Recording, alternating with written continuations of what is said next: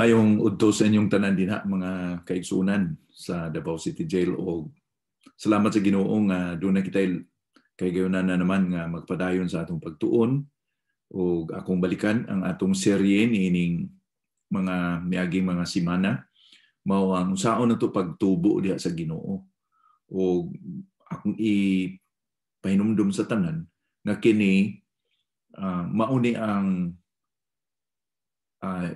kinahanglanon nato nga masabtan o ma-internalize nato human kita nakaangko ni Ginoong Jesucristo ang Ginoong Manluluwas. Kay sama sa usa ka tanom nga nagtubo or migitib kay dunay liso nga miturok kinahanglan nga pag-amumahon hang aron motubo mao na ang atong timanon sa panahon nga human kita angkon sa kaluwasan diha ni Kristo. Ang atong timanon nga usahan nato pagtubo ang atong kagalingon o mao ni ang atong gitawag nga mga growth series. Usahan nato pagtubo pinagi sa mga spiritual disciplines, no? Sa pagbasa sa pulong sa Ginoo, pag-ampo, pag-worship o confession.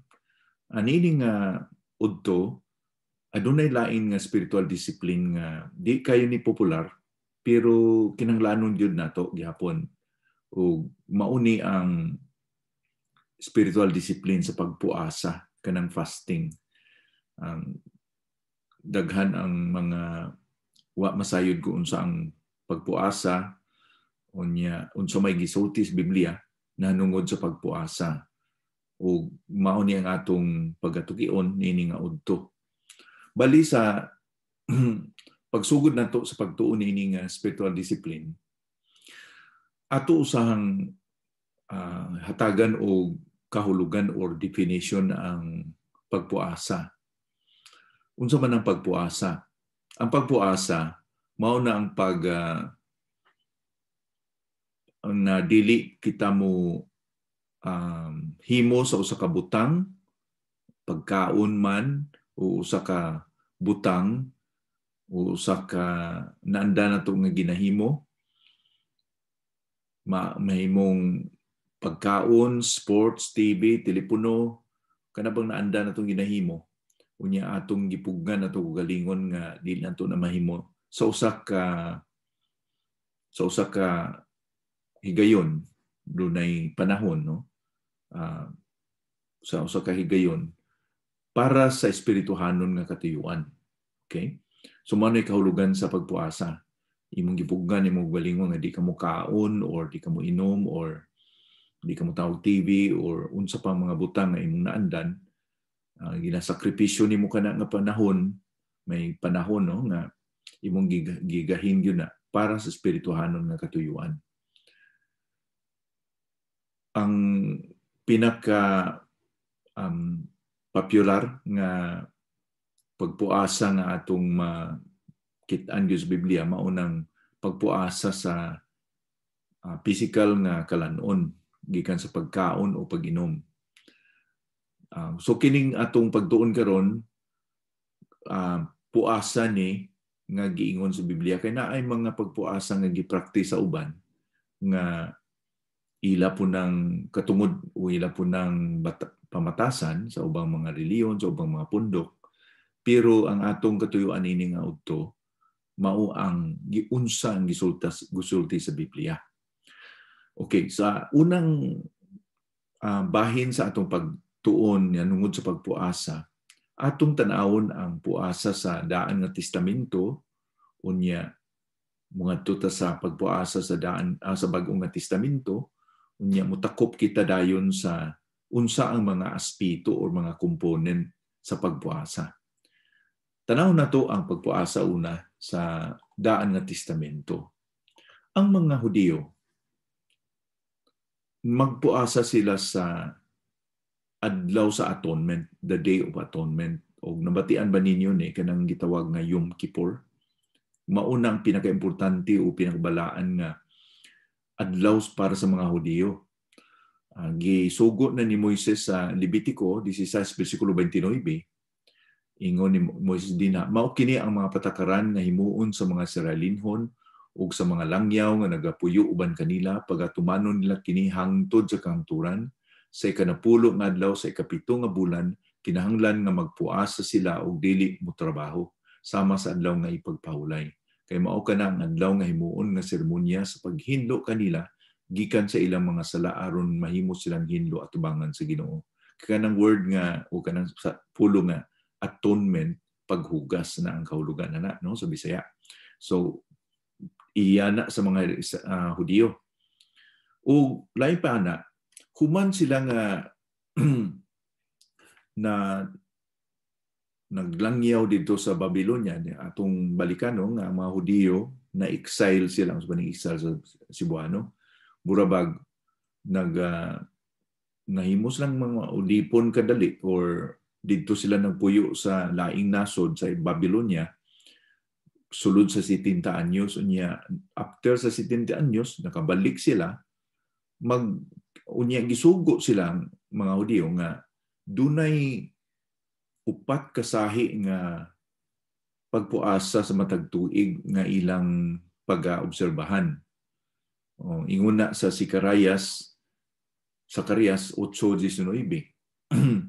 Miingon pag-usab ang Ginoo nga makagagahom kang Zacarias ang pagpuasa sa ika-4, ika-5, ika-7 ug ika-10 nga mga bulan mahimong masadya nga okasyon alang sa mga katawhan sa Juda busa higugma hininyo ang higugma ninyo ang kamatuoran ug ang kalinaw.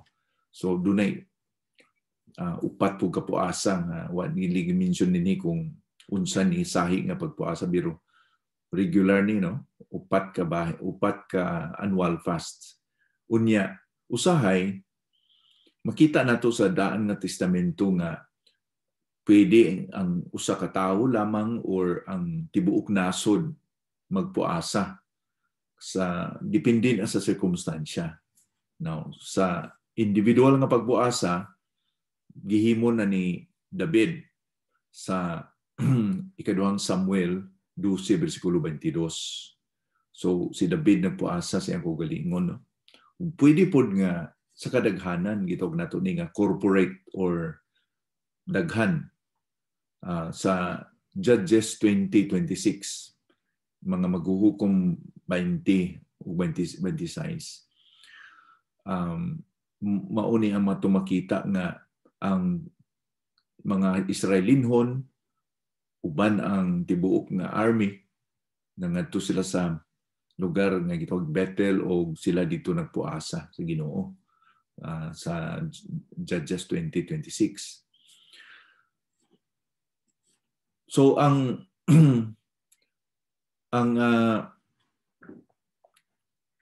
usa po nato nga makita sa daan nga testamento ang pagpuasa gapadayag og daghan nga sahi or pipila ka pagpahayag nila o pagpakita kung unsa ang ilang kasing-kasing. So ang pagpuasa gapakita sila kung unsa ang ilang kasing-kasing. Mahimo nga magpuasa sila tungod kay naa sila sa kaguol, grief.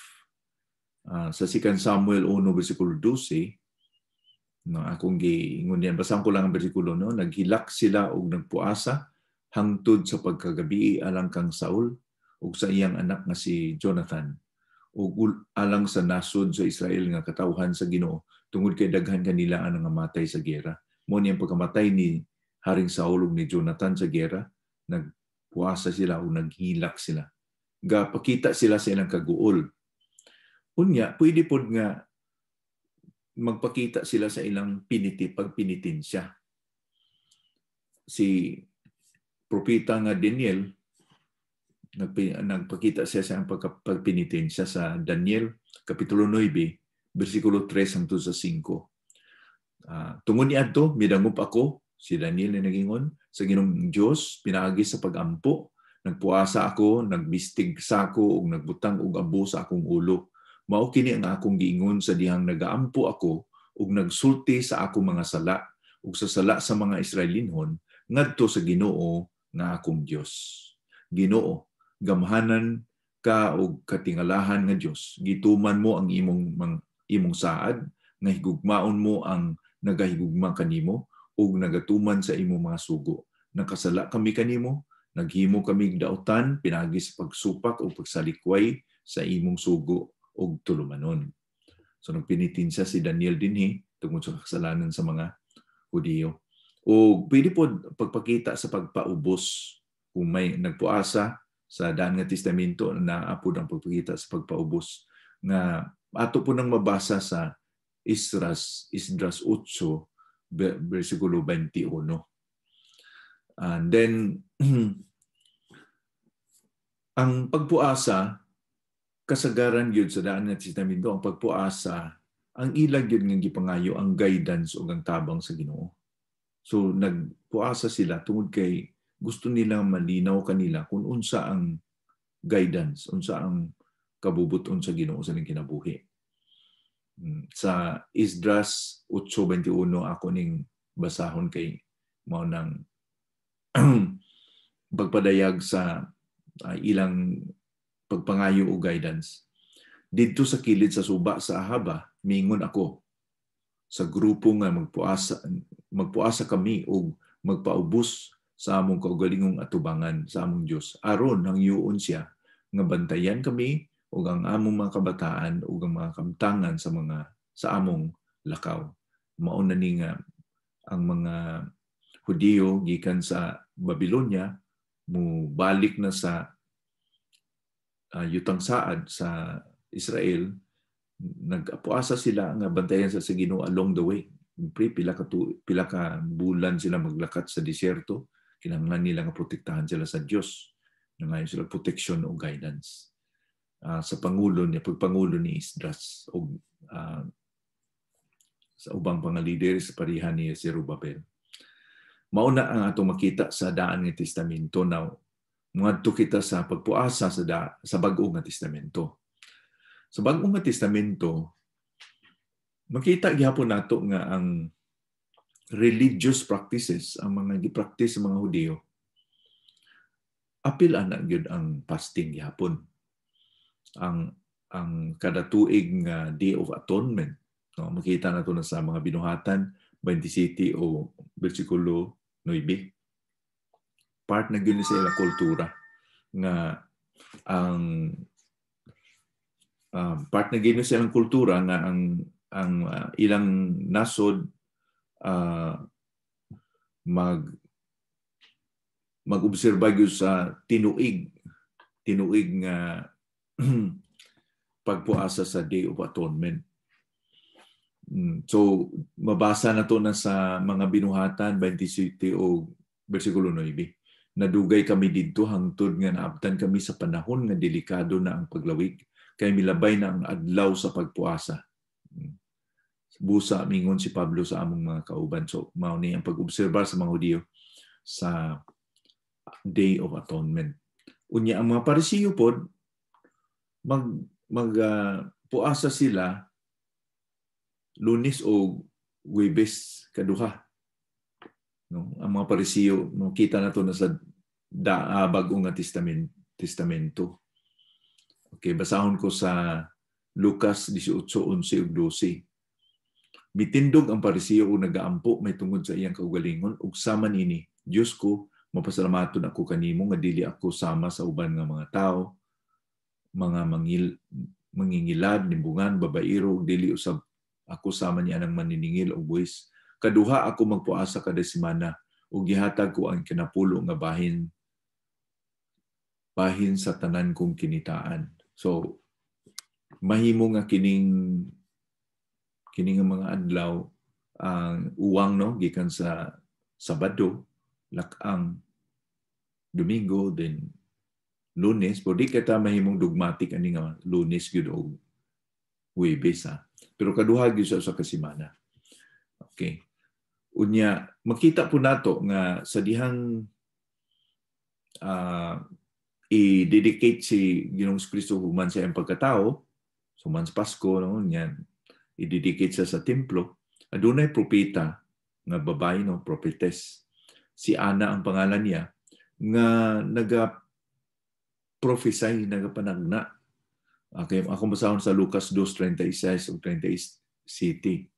Didto may propeta usab nga babae nga gingalag-ana, anak siya ni Panuel nga kaliwat ni Aser, naminyo siya apan 7 lang ka tuig ang ilang panagipon ug nabalo siya. Karon 84 na ka tuig ang iyang edad ug kanunay siyang atua sa templo tungod kay adlaw ug gabi siya nagasimba sa Dios, inubadan sa pagpuasa o pagampo. So batasan gyud ni Ana nga magpuasa. Okay, unya si Ginoong Jesucristo mismo gyud nagpuasa pud siya. Makita naton sa Matthew 4 bersikulo 1 hangtod sa 4. Human niadto gidala sa Espiritu Santo si Jesus ngadto sa kamingawan aron tintalon ni Satanas. Sulod sa 40 ka adlaw o 40 ka gabi, nagpuasa si Jesus ug gigutom siya. Miduol kaniya si Satanas ug miingon, "Kung ikaw ang anak sa Dios, himuang pan kining mga bato." Apan mitubag si Jesus kaniya, "Ang kasulatan nag-iingon, dili ka lang sa pagkaon mabuhi ang tao, kundi sa matag pulong usab sa Dios." So gidalag Dios sa balang espiritu dito sa kamingawan aron magpuasa og 40 diya sa 40 ka adlaw. Unya gihimo na ni Kristo Jesus iya pud nga giasumer nga ang mga gintuton-an niya, matinun-an niya, magpuasa pud. Matthew 6:16 hangtod sa 18 mao niya pag-asumer o ga-expectar gyud si Kristo Jesus nga magpuasa pud ang mga iyang tinun-an. Kung magpuasa kamo, ayaw ninyo sunduga ang mga tigpakaron ingnon. So dili sayop gyud ang pagpuasa kundi gi-recognize gyud kung magpuasa kamo. Buti nga pwede kamo magpuasa pero dili kamo dapat magpareha sa tigpakaron ingnon. Magsuri-suri sila nga dili maghilamos o dili manudlay aron mahibuloan sa uban nga nagpuasa sila. Sa pagtinuod, nadawat na nilang ilang ganti. Busa wala na sila madawat pa gikan sa Dios. Apan kung kamo magpuasa, panghilamos kamo og panudlay.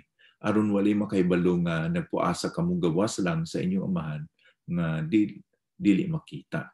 Ug muhatag og ganti kaninyo ang inyong amahan nga nakakita sa inyong gibuhat sa tago. So, ang pagpractice sa pagpuasa mao'y gisaway ni Ginoong Kristo.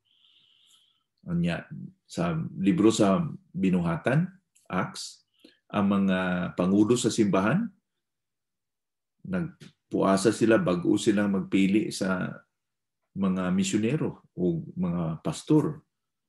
Okay, basahon ko sa Binuhatan 13, 1 hangtod sa 3, mao niyang pagpuasan din sa mga leaders sa simbahan. Aron mabalaan nila kung kinsa ipadalagod sa balang espiritu nga mahimong misyonero. Sa Antioquia, may mga propeta o mga magtutudlo nga miyembro sa iglesia. Sila mao si Barnabas, si Simeon, nga gitawag nga Negro, si Lucio og taga Sirin, si Manain nga nagdako sa panimalay ni Herodes nga gobernador, ug si Saulo. Samtang nagsimba sila sa Ginoo ug nagpuasa, mingon ang Espiritu Santo kanila, "Igahin ninyo alang kanako si Barnabas ug si Saulo, tungod kay may ipabuhat ako kanila."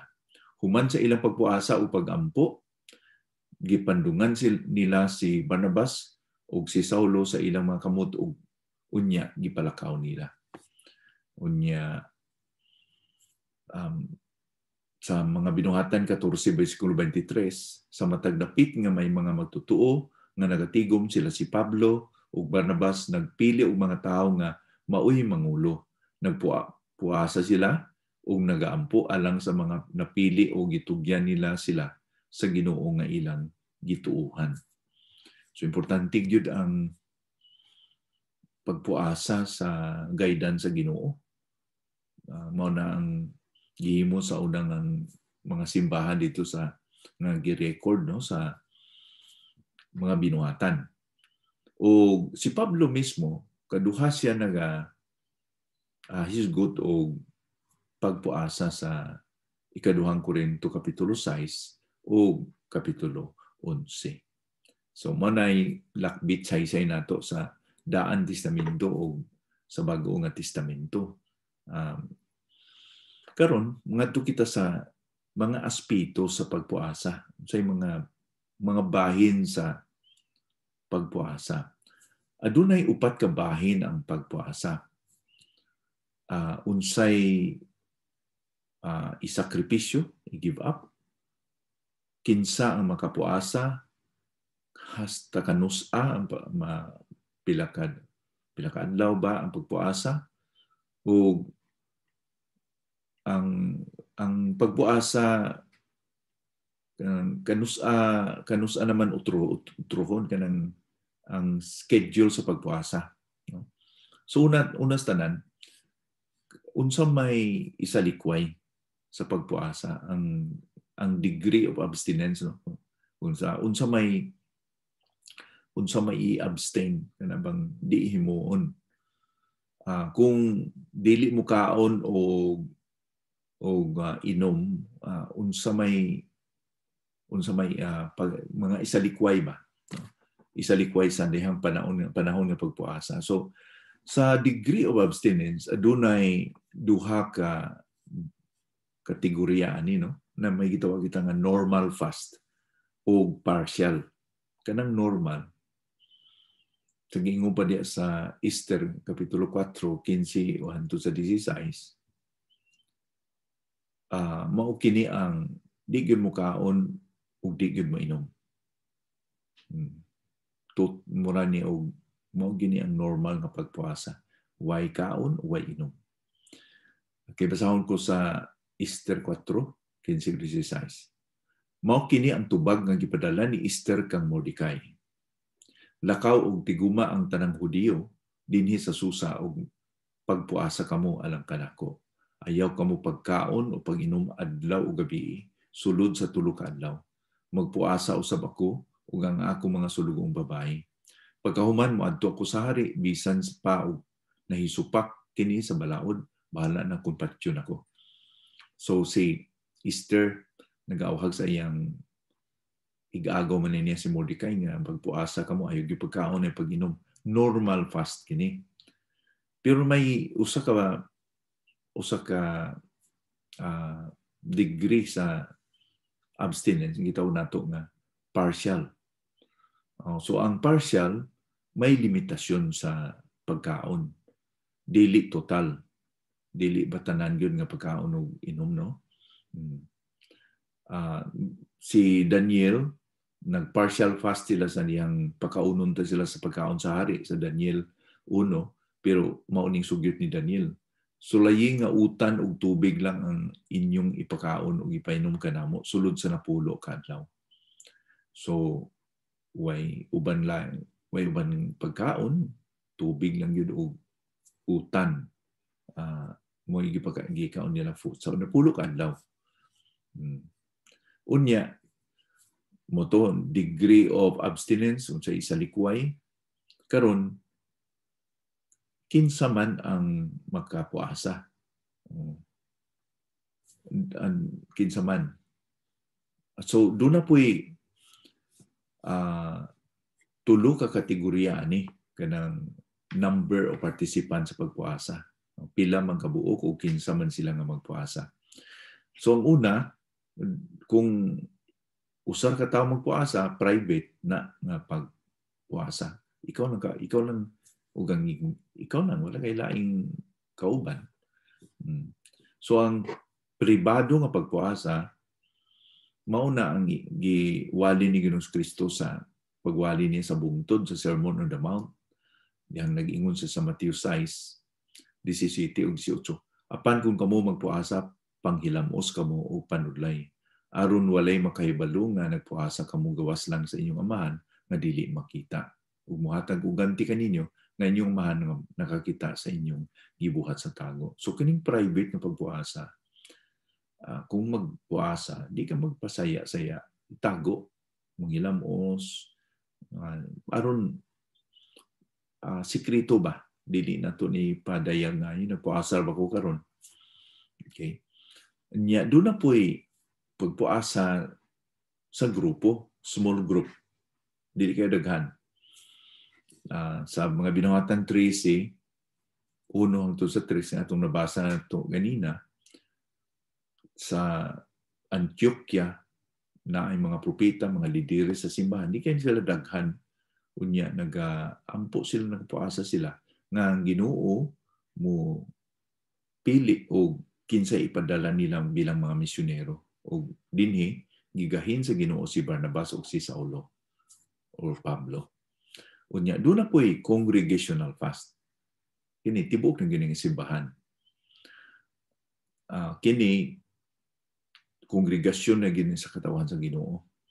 Pareho sa pag-awhag ni Esther sa kay Mordecai ug tanan Hudiyo dito sa Persia sa panahon nga may krisis sila. Kinahanglan tanan kita magpuasa ingon pa ni Esther. Mao po ni ang giingon ni Nehemias sa Nehemias 9:1 nga magpuasa sila sa as a nation bilang isa ka nasod. Basahon ko sa Joel kapitulo 2:15-16. Patingugan ninyo ang budyong sa Zion aron sa pagpahibalo sa mga tao nga magatigom sila ug magpuasa. Pagtigom kamong tanan, bata man o tigulang, ug himuan ninyo ang seremonya sa paghindo. Apil ang mga masuso, dadun usab ang bisan ang bag-ong kinasal mo apil sa tigom. So, nining aspito sa numero sa mag-apil sa pagpuasa, pwedeng ikaw lang usa, pwedeng small group, pipila lang katao, pwedeng tibok simbahan, depende na sa tinutuyo kung ngano magpuasa. Length of fasting. Hasta kanus aman ni mag-fast. Wala gyud nag-specify ang Biblia nga usa ka adlaw lang, duha ka adlaw, tulo ka adlaw. Dili kayo nag-i-emphasize Biblia. Wala tayo makita niya na. Pero may mga record nga ang gihimo sa mga nagatuo sa Ginoo sa daan nga testamento hangtod sa bagong nga testamento na naka-record nga na ay pagpuasa nga bahin sa usa ka adlaw. Makita to na sa maghuhukom 20 hangtod 28. Unya, one day nga pagpuasa mo. Jeremias 36, versikulo 6. Tulo ka adlaw. Mo tang pagkita na to na sa Easter 4:1 o mga binuhatan 9:8 hangtod sa 9. Pwede po 7 ka adlaw. Mabasa na to na sa 1 Samuel kapitulo 31, versikulo 13. Unya, si Daniel, nagpuasa po og 21 days. Unya, doon na po'y supernatural fasts. No? Nga 40 días yun nga nagpuasa siya. Supernatural na ni. Mabasa na to sa Deuteronomy 9, Una Hari 19:8, Matthew 4, versikulo 1 ug 2. Ang Biblia naga-record nga dunay daghang mga fasting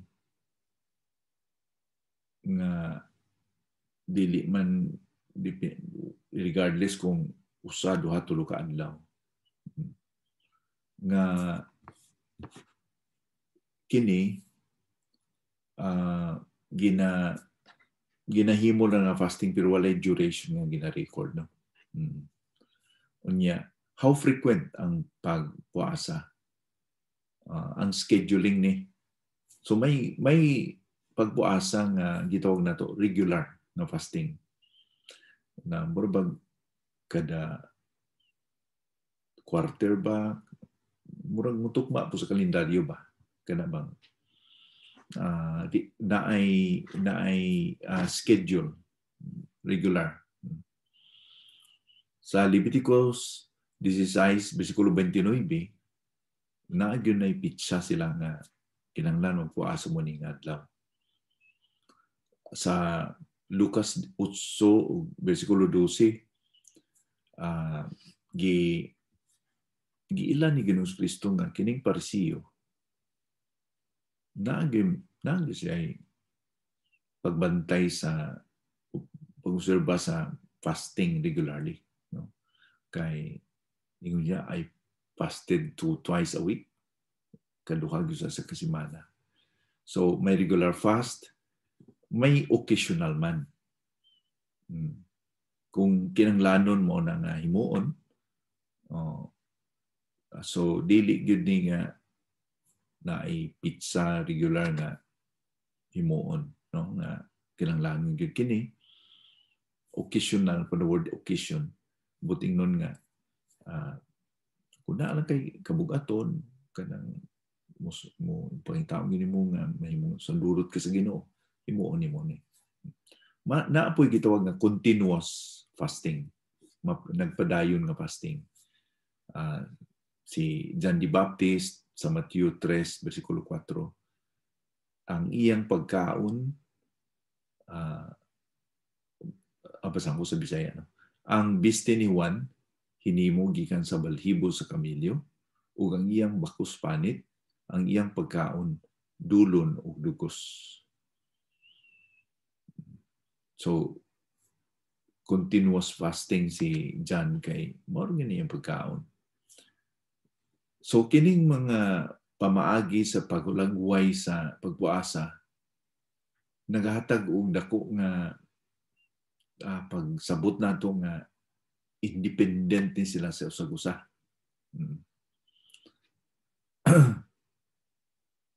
Kung gina-practice ang usa, di na naghimo nga mas maayo siya kay taas ang iyang pagpuasa, kini siya nubo lang dili, no? Kung kay ang Kristohanon nga pagtubo, dili man kita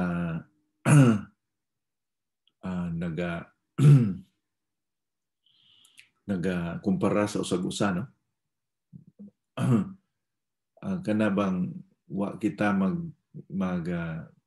di kita magkumpara nga oy siya espirituhanon kay mo ni may nampuon, nagpuasa gid siya. Hindi na kanunay ma-translate nga ay Dios nun gini nga tao kay sig puasa. Dili ang atong ginahimo, ang atong activities maulay sumbanan. Although usa sa mga sumbanan, pero dili na maoy sumbanan.